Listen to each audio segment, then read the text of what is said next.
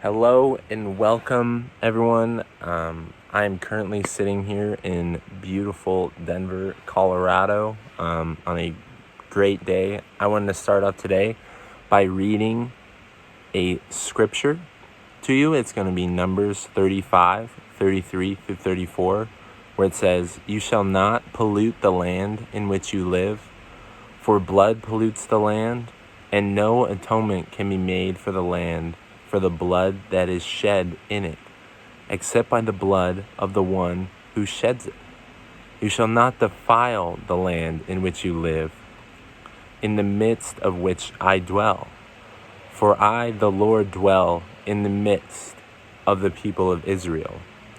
This is God imploring us to not pollute the land in which we live in. He's specifically talking about Israel and the land in which he dwells. And as we know as believers that Jesus came and died, and now we can experience God for all people. Every single person on this planet can, if they choose to, have Jesus dwell in them and dwell in the place in which they live. So that could mean everywhere. That's not specific to Israel and that place in Jerusalem in the Middle East, which is currently. So that could mean LA, where I personally live. I live in Pasadena, such a great city, and that is currently where I live. And right now there's a problem. There's a problem in Pasadena where the pollution is ridiculous to where it is at a all-time high. It is gross. You can even see it. That is how much pollution there is in that city. In the LA County alone, there is 10.4 million people who all are driving. That's the thing. LA is so spread out that you have to drive everywhere. And public transportation isn't really, as good as it can be. It's not a place like New York where, you can take the subways all the time, stuff like that. And New York's pollution is awful as well. So don't think that they're better than LA.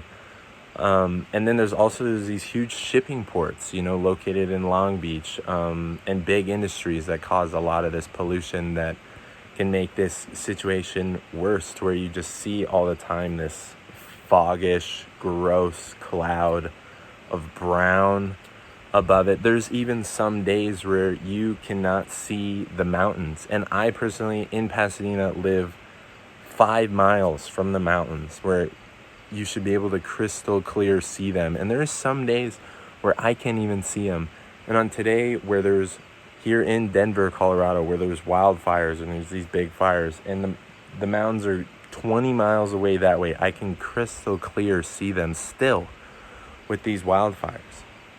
Another big thing about the LA, Pasadena area that contributes to this pollution that stays is there's a lot of sunny days. It's the sunny state. Every day you can almost predict the weather. It's not going to rain. There's not going to be a lot of clouds, and it's just going to be sunny. In the summer, it's going to be extremely, extremely hot, which adds to that, and it contributes to this ozone formation that kind of makes it worse and makes the pollution really, really bad, to where I sometimes, when I'm a very active guy and I love working out, to where I have a hard time breathing. I can come back home to where I grew up here in Denver, Colorado, which is 6,000 feet higher than Pasadena, and can breathe better. That is, I think, a great example of how bad the pollution has got. And then we throw on top of that, because it's sunny, because it doesn't rain, that there is so many wildfires that can contribute to make the air smoky, and everything just adds. And that's why in a place like LA, we as a people, we as Christians need to be at the forefront to empower the city to do better, because there's so many different ways that we can do better. And COVID is a proof of that.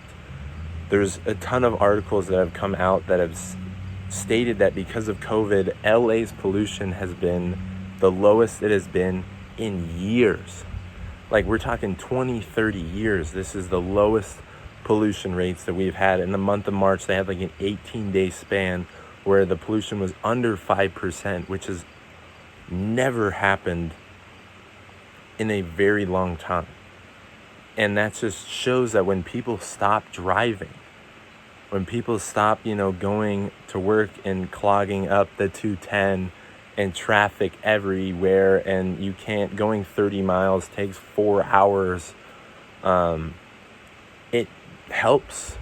And it's not only just affecting us, it's making our life shorter because of this pollution. It's affecting plants, it's affecting animals, it's affecting everything around it. And we need, as a city that has 10.4 million people in it, we need to be a part of the solution. And it can't be tomorrow, it can't be in 10 years, it can't be in 50 years. It's got to be today, because there's still time.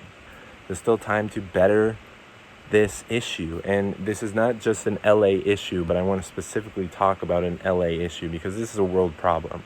But there are things that we could be doing, and that the city of LA and the city of and LA County can be doing to help improve this. Because LA is so spread out, I think one of the biggest things that we can do is help our public transportation.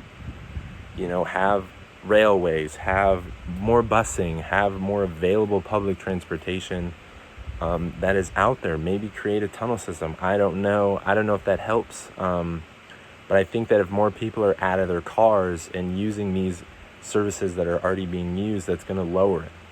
Also, too, we could look at what other cities who have been dealing with this problem have been doing to help them. We can look at a city like London, who has been struggling with their pollution problem since the early 1700s, since the Industrial Revolution. They have been having a horrible, horrible pollution problem, and now it's been better than it ever has been. And we have to look to see what they're doing, because they're just a massive city, just like LA. What they've done is they've created this bubble to where if you want to go into the heart of London, where the pollution is the greatest, you have to either pay to have your car go in, or you walk or use public transportation, to where they're limiting the cars that are in the city. And I think that's something that LA could easily do, because it's honestly downtown isn't as spread apart. And if we get bikes or something like that, that's something that we could do, to where people have to pay to get inside the city of LA to make that pollution less and less. Yeah, isn't it an inconvenience than driving up and parking? Of course, but we're killing our planet, so we might as well start inconvenience us before we won't be able to breathe. And where the masks, when we have to start wearing masks again, not because of a pandemic, but because the air quality is so bad.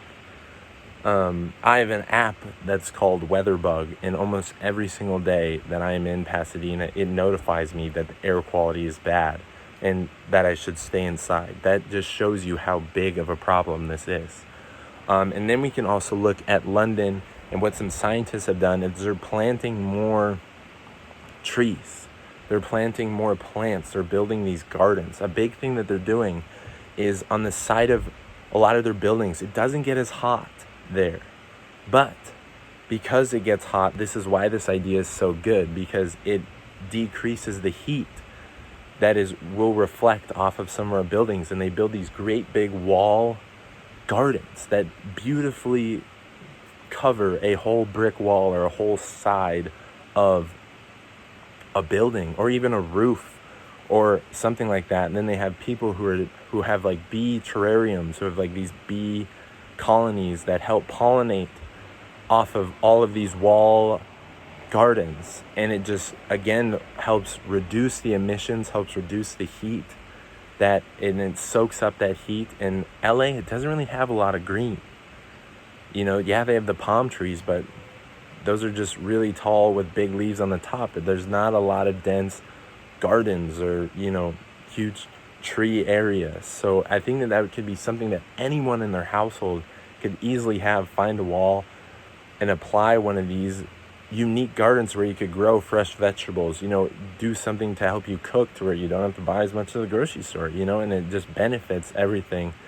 And it just helps, again, get the clean air out and help this pollution problem, because like God says, that we need to not continue to pollute this air, to pollute this land, pollute the land in which we live and pollute the land that God lives in. We cannot defile it.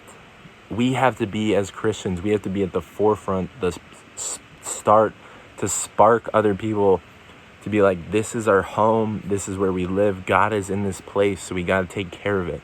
We got to help it be beautiful again, to where people can go on hikes and see LA clearly, see the ocean, see everything, not see this fog, this gross mist, this disgusting pollution, to where you can run and not, cough. And then too, if we stop driving everywhere, we start using bikes, we start using, walking, not only will our air quality and like the physical mother nature of the city will be healthier, but we will also be healthier as well. And we'll take care of our body again, like creation, take care of this creation, us, that God has given us, this life and this breath that God has given us. Don't you want that breath to be as clean as possible? And then, when you're more active and you're doing more, then you're going to start feeling better. You're going to start having more energy. You're going to be able to do more. And instead of sitting down eating fast food, you're like, oh, I can't eat that fast food because I got to ride my bike to work or something like that, And I think we need to start encouraging people. And that's it. And I hope that you take this message with a little conviction and we start doing something.